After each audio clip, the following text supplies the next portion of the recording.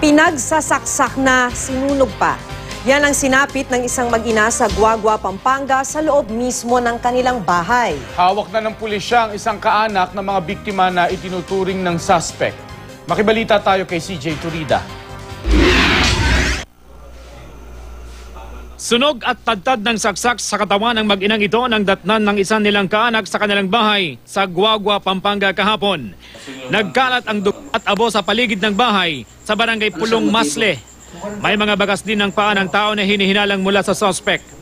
May mga buhok ding nakapulupot sa gripo ng banyo kung saan nakitang bangkay ng nakababatang biktima. Sa inisyal na investigasyon ng Guagua Police, pinasok ang bahay ng mga biktimang sina Adelaida at Ivy Santos kahapon ng hapon. May narinig daw na komosyon mula sa loob ng bahay ang mga kapitbahay pero hindi nila ito pinansin.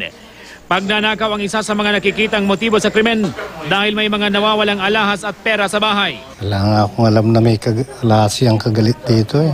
Mabait yan eh. Kami nagtataka rito. Ba't nakakon sa kanila yun? Nagawa nilang massacre. Wala raw nakitang indikasyon ang mga otoridad na persahang pinasok ang bahay ng mga biktima.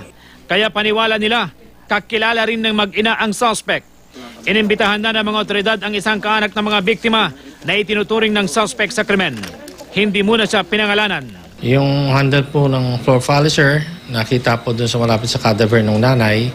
Doon naman sa CR, sa crime scene ng anak, andun po yung scissor, gunting. Oo, with blood stains. Po. At saka yung isang bakal, blunt object na maaaring pinampalo rin ito dun sa ikalawang biktima.